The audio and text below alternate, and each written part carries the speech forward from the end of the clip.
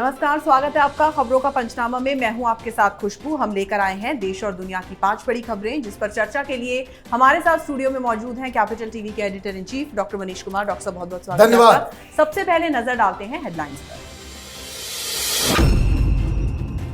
UN में भारत ने drone से आतंकी हमले पर चिंता जताई, झूठी खबरें फैलाने के लिए पाकिस्तान को लताड़ा। एनसीपी नेता व महाराष्ट्र के पूर्व गृह मंत्री अनिल देशमुख ने फिर की बहानेबाजी, खराब स्वास्थ्य का हवाला देकर ईडी के सामने नहीं हुए पेश।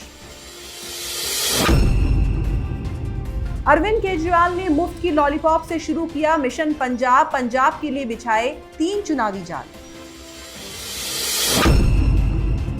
पंजाब कांग्रेस में नहीं थम रहा घमासान, आज राहुल प्रियंका से मिलेंगे नवजोत सिंह सिद्धू।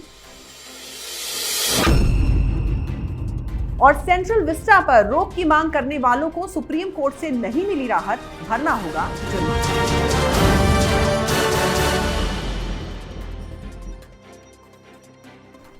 पहली खबर वैश्विक सुरक्षा से जुड़ी है। भारत ने आतंकवादी प्रोपेगेंडा और कट्टरपंथ के लिए सूचना और संचार प्रौद्योगिकी के दुरुपयोग पर संयुक्त राष्ट्र में चिंता व्यक्त की है। साथ ही आतंकवादी उद्देश्यों के लिए हथियारबंद ड्रोन के इस्तेमाल पर संयुक्त राष्ट्र के सदस्य देशों का ध्यान आकर्षित किया और झूठी खबरें फैलाने के लिए पाकिस्तान को लताड़ भी लगाई।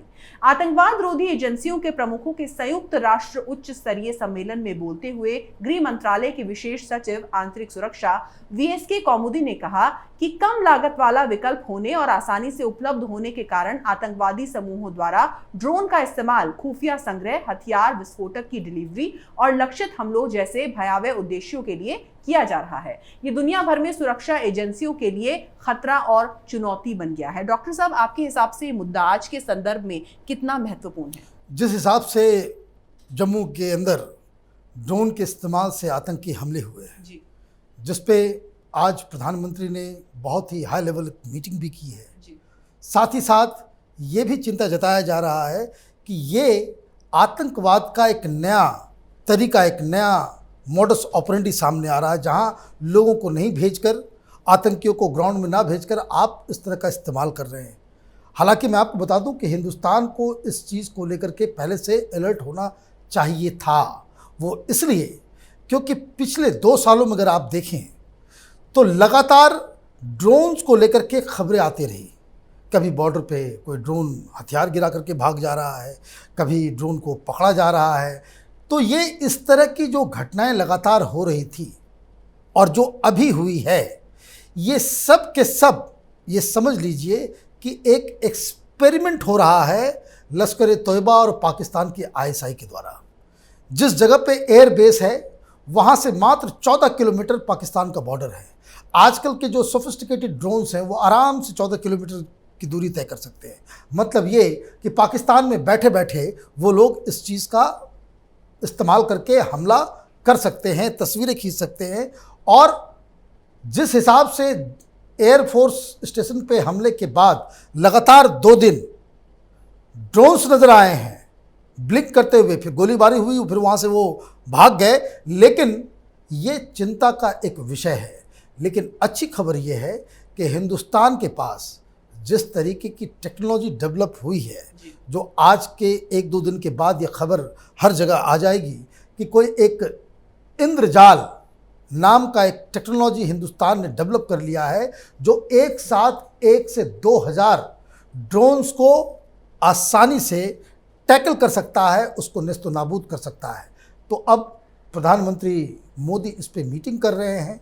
इसका क्या इलाज हो, उसके ऊपर बाकायदा काम भी शुरू हो गया है। एक तो ये हिस्सा है, लेकिन दूसरा हिस्सा जो आपने खबर दी है कि यूएन के अंदर में हिंदुस्तान ने इस खतरे से पूरी दुनिया को आगाह किया है। साथ ही साथ इस बात के लिए भी गुजारिश की है कि एक पूरी दुनिया में इस तरह का कोई कानून बनना चाहिए ताकि फ्यूचर में जो आतंकी हमले हो सकते हैं उसको प्रीएम्प्ट किया जा सके। अब रुक करते हैं दूसरी खबर का। प्रवर्तन निदेशालय ईडी ने एनसीपी नेता और महाराष्ट्र के पूर्व गृह मंत्री अनिल देशमुख को मनी लॉन्ड्रिंग केस में समन भेजा है।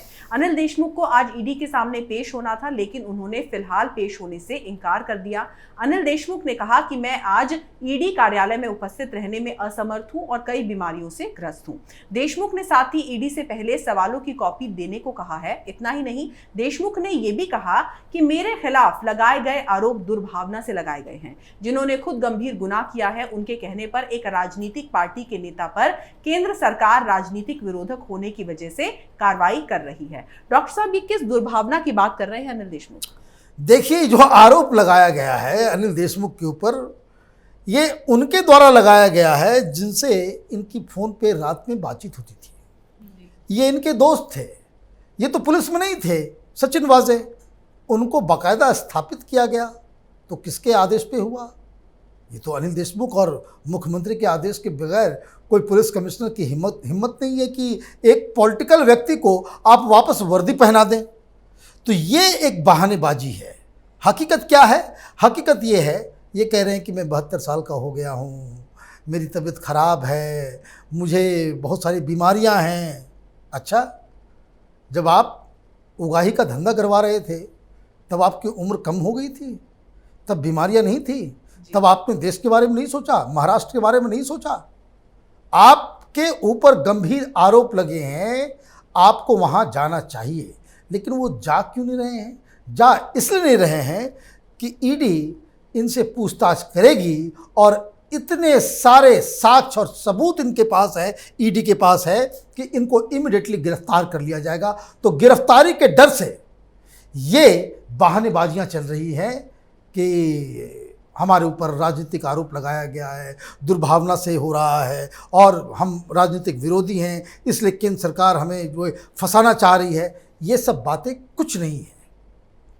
जिसे आप कह रहे हैं कि जो लोग अपराध में फंसे हुए हैं उनके आरोप पे हमारे ऊपर कार्रवाई हो रही है, तो असेंबली के अंदर ये भाषण देने की क्या जरूरत थी अनिल देशमुख को कि भाई ये तो सचिन वाजे बड़ा ही होनहार और ईमानदार और देशभक्त पुलिस ऑफिसर है।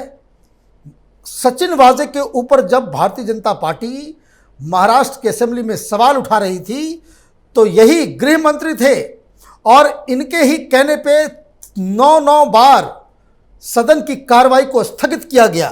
अब जब ये चारों तरफ से घिर गए हैं, जब इनके सारे काले कारनामे बाहर आ गए हैं, तो अब ये उम्र का हवाला दे रहे हैं, अपनी बीमारियों का हवाला दे रहे हैं। लेकिन कब तक ये खैर मनाएंगे? क्योंकि कानून का शिकंजा इनको बहुत जल्द ही अपनी गिरफ्त में लेने वाला है। जी, तो अनिल देशमुख को यह भी बताना चाहिए था कि उनका वसूली गैंग किस सद्भावना के साथ महाराष्ट्र को लूट रहा था। अब बात अरविंद केजरीवाल के झूठे वादों की। जी हाँ, आम आदमी पार्टी सुप्रीमो और दिल्ली के मुख्यमंत्री अरविंद केजरीवाल ने वादा किया है कि अगर आप पंजाब की सत्ता में आती है तो सूबे में हर घर को हर महीने 300 यूनिट मुफ्त बिजली मिलेगी। उन्होंने पंजाब में 24 घंटे बिजली देने और उनकी पार्टी के सत्ता में आने पर पेंडिंग बिजली बिल माफ करने का भी वादा किया है। केजरीवाल ने कहा है कि हम यहाँ 3 बेहद जरूरी काम करेंगे। पहला, हम हर परिवार को 300 यूनिट मुफ्त बिजली देंगे। दूसरा, सभी पेंडिंग घरेलू बिजली बिल माफ कर दिए जाएंगे और लोगों का कनेक्शन रिस्टोर कर दिया जाएगा। और तीसरा, 24 घंटे बिजली दी जाएगी। डॉक्टर साहब, दिल्ली वाले तो पिस चुके हैं, क्या पंजाब के लोग भी केजरीवाल के जाल में फंस जाएंगे? देखिए, आज जो घोषणा हुई उससे एक बात मुझे समझ में ये आई कि केजरीवाल के पास पब्लिक को देने के लिए कुछ नहीं है। जी। जो वादे इसने 7 साल पहले किए थे, वही वादे अब ये दूसरे राज्य में उसी तरह का वादा कर रहा है। दिल्ली में हम लोग रहते हैं, हमें मालूम है कितने, जैसा कि इसने वादा किया कि 72-73% दिल्ली की जनता को बिल नहीं देना पड़ रहा है, मुफ्त बिजली वो ले रहे हैं। अब इससे बड़ा झूठ क्या हो सकता है? दूसरी बात इसने कही कि जिस तरीके से दिल्ली में हमने वादा किया था 200 यूनिट फ्री, हम पंजाब में 300 यूनिट फ्री कर रहे हैं। दिल्ली में तुमने क्या वादा किया था? दिल्ली में तुमने ये वादा किया था कि ये जो बिजली कंपनियां हैं वो लोगों को लूट रही है, मीटर फास्ट चल रहा है, हम जब सत्ता में आएंगे तो ये सारी चीज़ों को मैं ठीक कर दूंगा। हुआ क्या? आप सत्ता में आए, आपने बिजली को ही फ्री कर दिया, जो भी घोषणा आपने की। अब दिक्कत कहाँ थी? दिक्कत बिजली कंपनियों में थी, जैसा कि ये बता रहे थे। लेकिन क्या ये जो कंजम्पशन हो रहा है, बिजली कंपनियों के पैसे आपने काटे क्या? नहीं काटे। बिजली कंपनियों को आप कम पैसे दे रहे हैं? नहीं, पूरे पैसे वो ले रहे हैं। तो ये पैसा अरविंद केजरीवाल अपने घर से देते हैं? नहीं। कहाँ से देते हैं? वो टैक्स का पैसा होता है। वो टैक्स का पैसा कहाँ से आप जब भेजते हैं उसको, तो आप सड़क के जो पैसे हैं उसको आपने बिजली में डाल दिया, बाकी जो स्कूल के जो पैसे हैं आपने बिजली में डाल दिया। जिन पैसों से राज्य का विकास हो सकता था, उस पैसे को आपने डाइवर्ट कर दिया। और तो और आपने चीज़ों के जो अंदर जो राज्य के हाथ में जो होता है, जो सेल टैक्स वगैरह जो होता है, जो राज्य के हाथ निहित है, वो टैक्सेस आपने बढ़ा दिए। तो मतलब ये जनता के पैसे को जनता के जेब से निकाल के आप बिजली कंपनियों को देने का काम कर रहे हैं और ये कह रहे हैं कि हम बिजली मुफ्त देंगे। अब सवाल ये हो रहा है कि वहाँ इन्होंने क्या क्या वादे किए। तो पहला वादा तो ये 300 यूनिट तक फ्री, और दूसरा सारे पेंडिंग बिल्स को वो माफ़ कर देंगे। मतलब ये अभी 8-9 महीने बाकी हैं। इस आदमी को देखिए, ये देश का प्रधानमंत्री बनना चाहता है।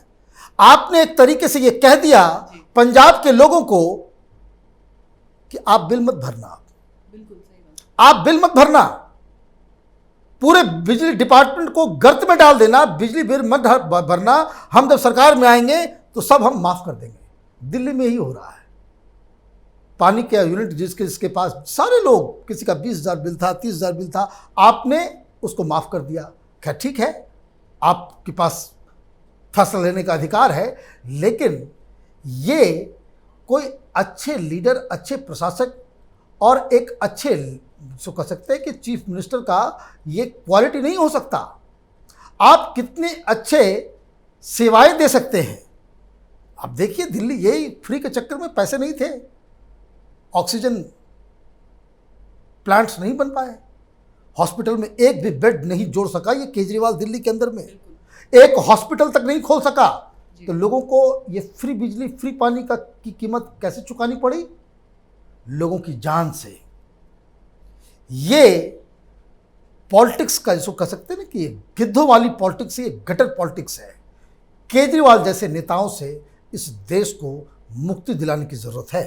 जी, तो पंजाब के लोगों को वोट देने से पहले एक बार दिल्ली वालों के दांत जरूर देख लेने चाहिए, जो कि मुफ्त की लॉलीपॉप खा खा के सड़ चुके हैं। अब बात चौथी बड़ी खबर की। पंजाब में अगले साल होने वाले विधानसभा चुनाव से पहले कांग्रेस पार्टी के भीतर हलचल जारी है। मुख्यमंत्री कैप्टन अमरिंदर सिंह के खिलाफ नवजोत सिंह सिद्धू ने लंबे वक्त से मोर्चा खोला हुआ है। इस बीच आज नवजोत सिंह सिद्धू दिल्ली में कांग्रेस सांसद राहुल गांधी, पार्टी महासचिव प्रियंका गांधी वाड्रा से मुलाकात कर सकते हैं। माना जा रहा है कि पंजाब में जारी राजनीतिक रस्साकशी को विराम देने के लिए नवजोत सिंह सिद्धू के साथ चर्चा की जा सकती है। हाल ही में कांग्रेस पार्टी के केंद्रीय नेतृत्व द्वारा पंजाब के विवाद को सुलझाने के लिए एक कमेटी बनाई गई थी, जिसके सामने अमरिंदर सिंह, नवजोत सिंह सिद्धू समेत पंजाब के अन्य नेताओं ने अपनी बातें कही, लेकिन कोई अंतिम फैसला नहीं हो सका।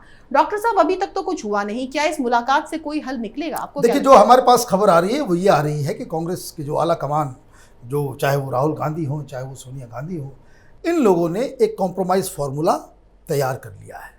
क्योंकि अमरिंदर सिंह इस बात को लेकर के बिल्कुल अडिग हैं कि कम वक्त में नवजोत सिंह सिद्धू को न डिप्टी चीफ मिनिस्टर बनाएंगे, ना ही उसको पीसीसी माने पार्टी का अध्यक्ष के रूप में एक्सेप्ट करेंगे। अगर ऐसा होता है तो अपनी नई पार्टी बना लेंगे। ये धमकी देकर के वो दिल्ली से गए थे। अब कांग्रेस के सामने समस्या ये है कि आपने खुद एक भस्मासुर क्रिएट किया है।